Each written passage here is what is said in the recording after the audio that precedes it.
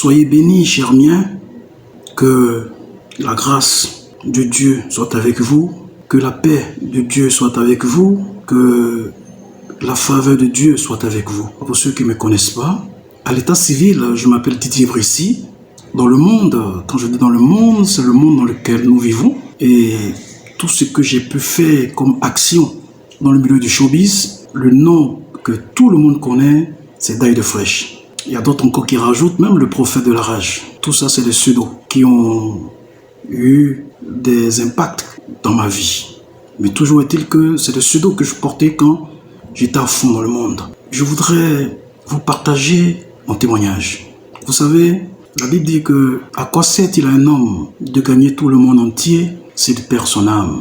On a toujours pensé que le monde allait tout nous donner. J'ai toujours pensé que mon intelligence allait me permettre d'avoir une stabilité sociale. J'ai toujours pensé que mes relations du monde allaient me permettre d'avoir une très bonne visibilité financière. Longtemps, je me suis battu. J'ai tout fait. Certains même qui me connaissent sont étonnés du fait que je sois encore à ce stade. Je n'ai jamais compris moi-même ma vie parce qu'elle a été comme une symphonie inachevée. Tout ce que je fais, je commence, mais je ne termine jamais. Je me suis posé plusieurs fois la question de savoir pourquoi est-ce que ma vie est comme ça. Longtemps dans le monde, j'ai été toujours un leader. Celui qui rassemble, celui qui a des bonnes idées. En moi, il y avait la prééminence. Tout ce que j'ai fait dans le monde, je l'ai bien fait. Parce que d'abord, je suis quelqu'un de passionné. Donc quand je suis dans une activité, je me mets à fond. Pour tous ceux qui me connaissent, savent que je suis une personne entière. Je ne sais pas tricher. C'est comme ça que j'ai vécu dans le monde. Durant un cinquantenaire, mais je n'ai jamais compris. Pourquoi est-ce que, malgré l'intelligence que j'ai, je n'ai jamais pu prospérer?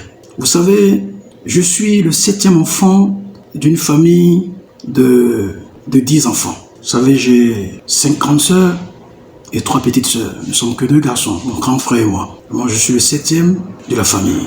Mais j'ai compris pourquoi la Bible dit que l'homme a beaucoup de desseins dans son cœur, mais il n'y a que seule la volonté de Dieu qui s'accomplit toujours. Je n'avais pas compris pourquoi est-ce que quand j'étais encore plus jeune, quand j'étais tout petit, même quand j'ai commencé mon cycle secondaire, je suis tombé gravement malade à Gagnoa. Je quittais Djoulabougou pour aller jusqu'au CG de Gagnoa sur une terre battue au moins de 5 km.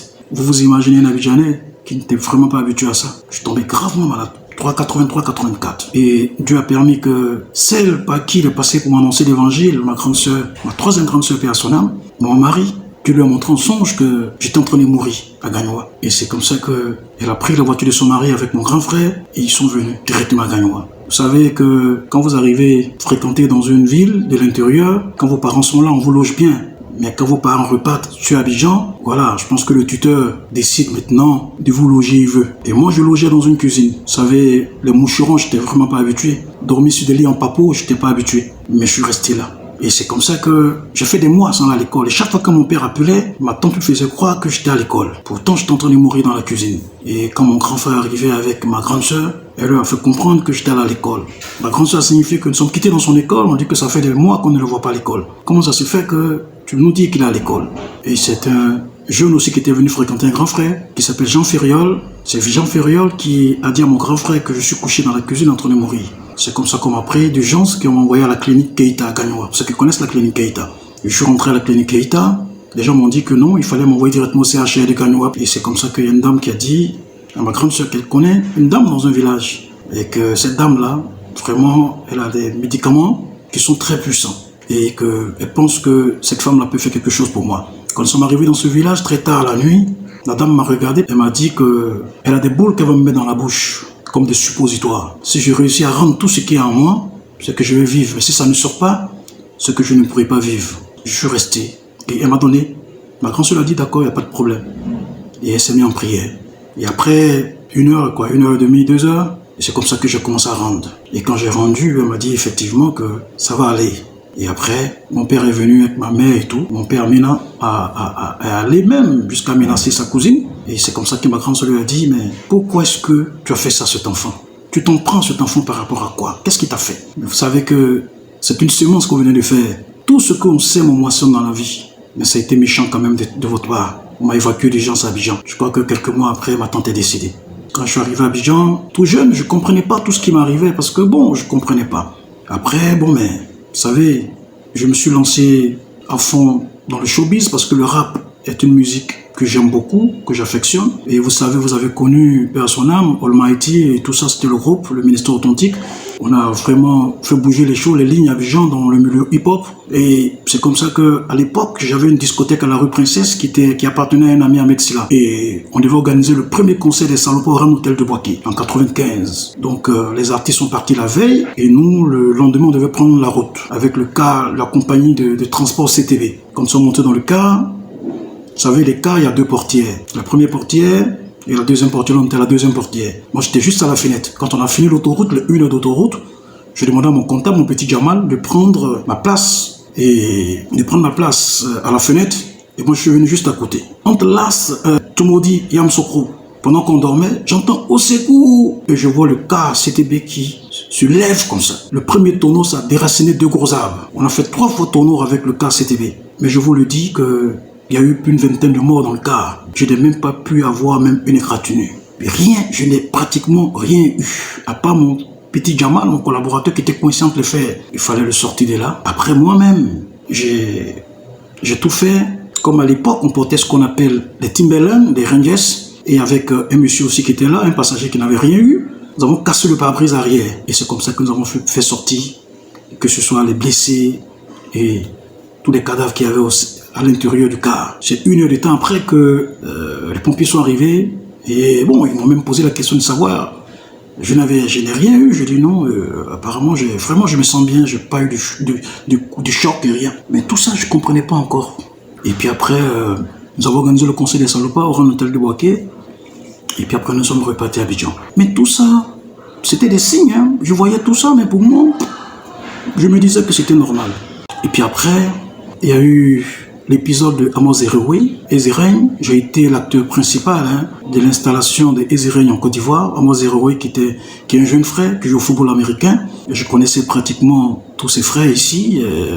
Mon fils Sepi, Bobby Sis, la machine à payer. Bon, pratiquement, et petit Yodé de par son biais qui est mon cousin. C'est par le biais de Yodé que j'ai connu Amos Ezerein.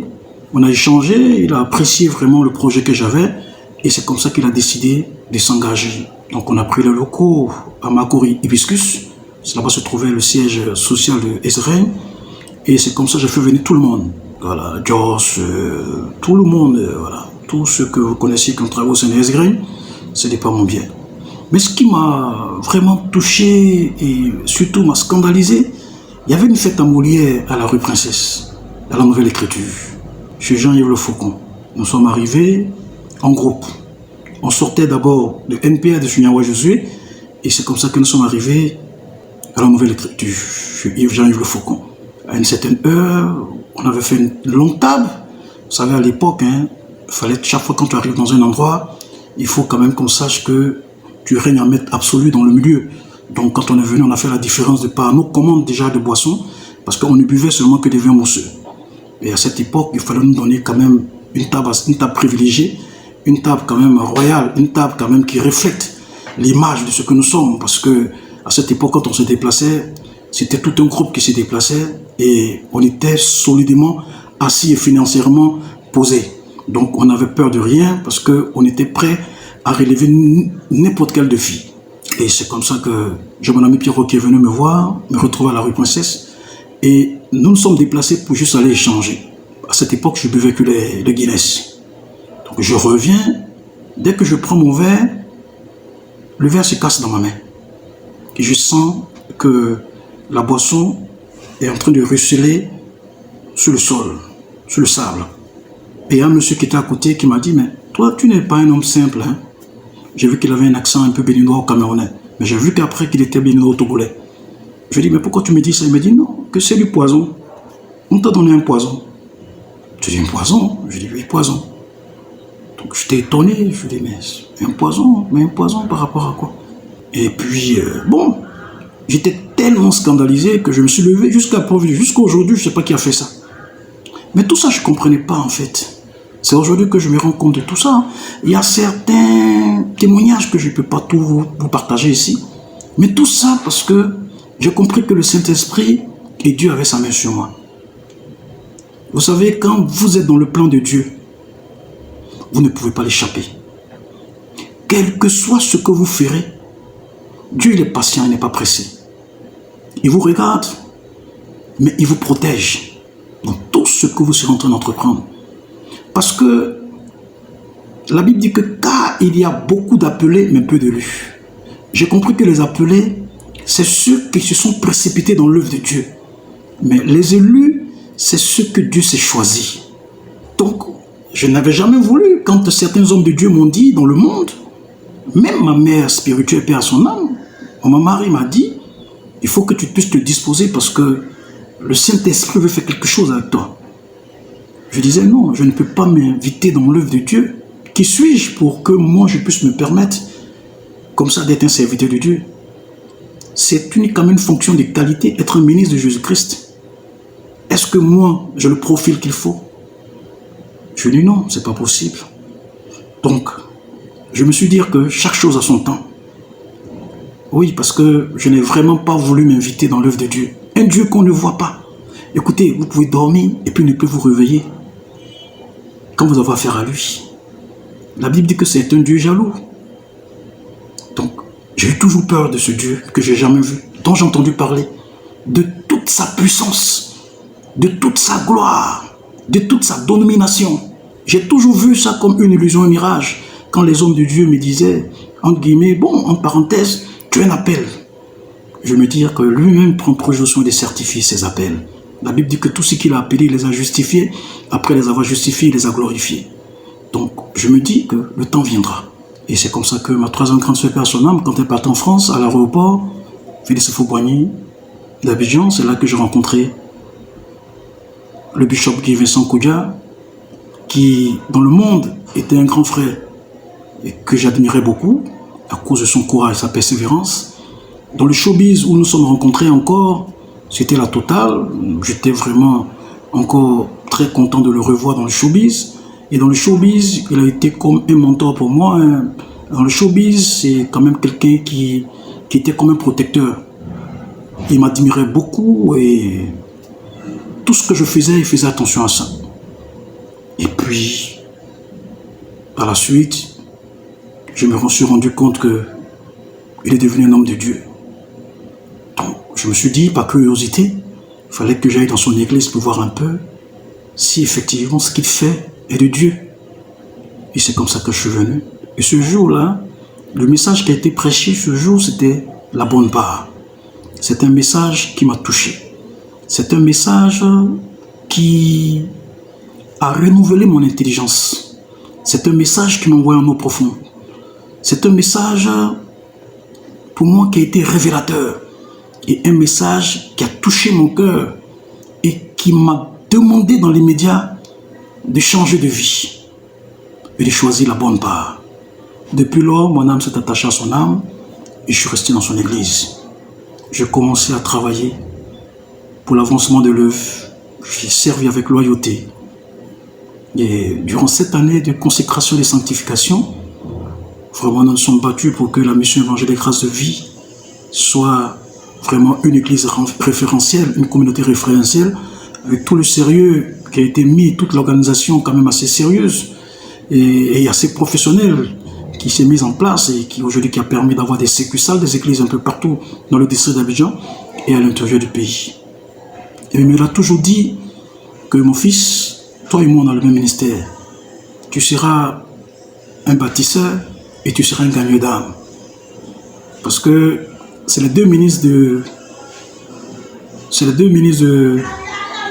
Jésus que le diable n'aime pas. Voilà, ceux qui évangélisent et ceux qui bâtissent. Donc, je me suis dit, moi, c'est pas ça qui est mon truc.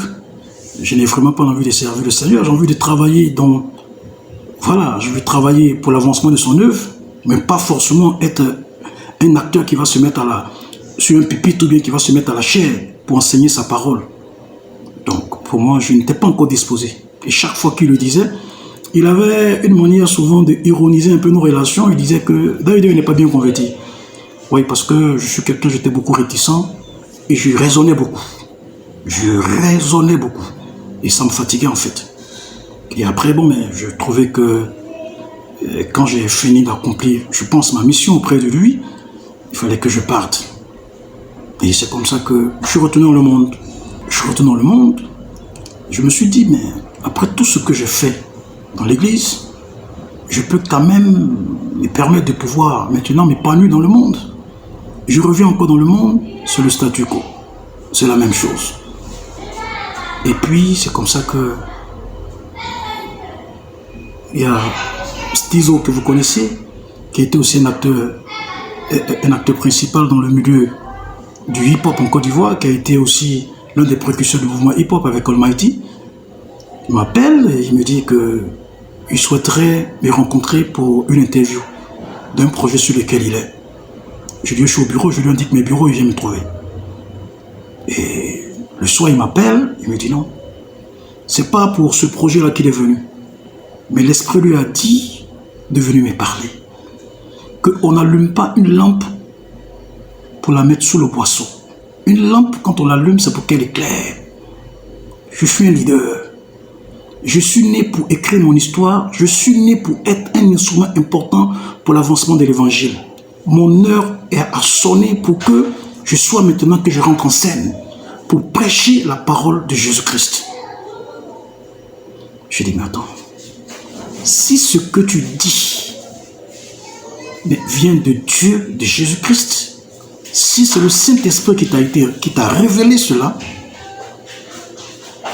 ce soir même, si je dors, il faut que j'ai la certification de mon appel. Parce que je suis fatigué.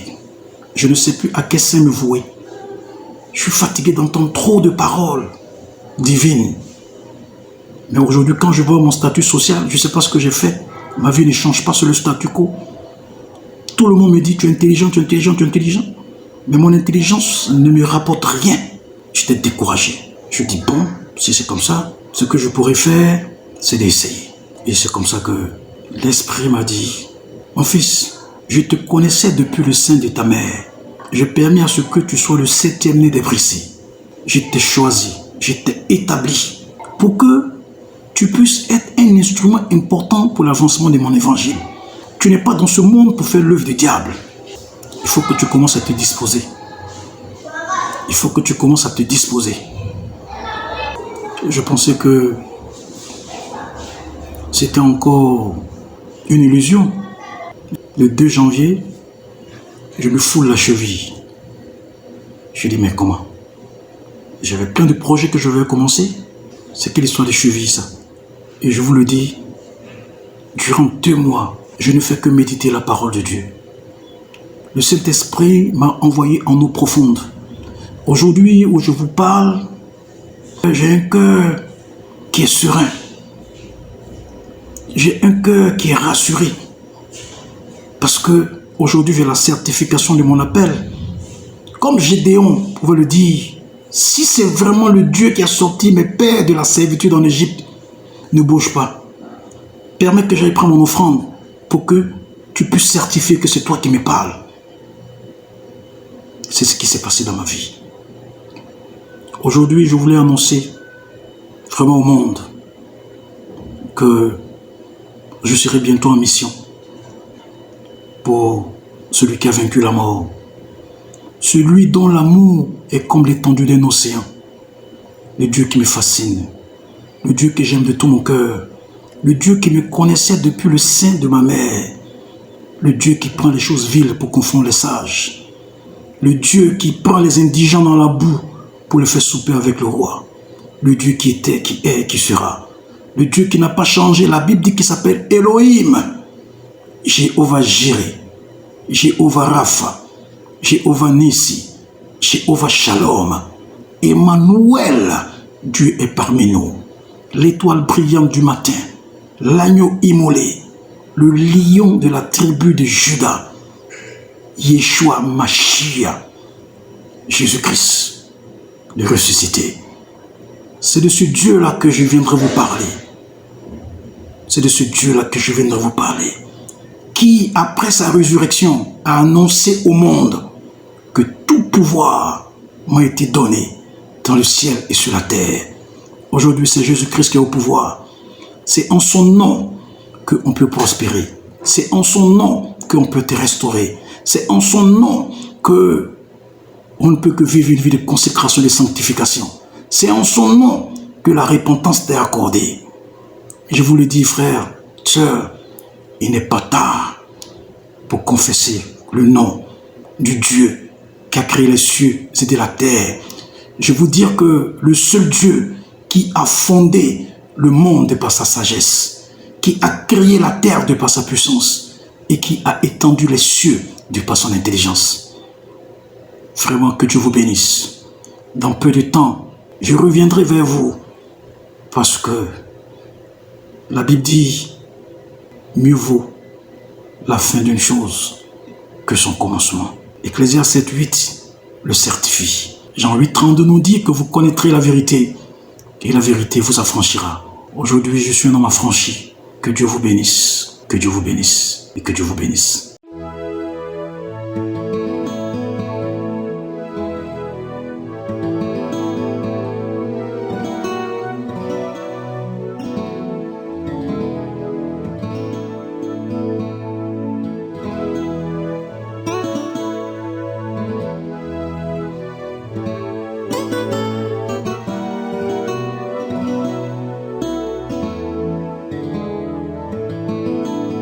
My bro fuji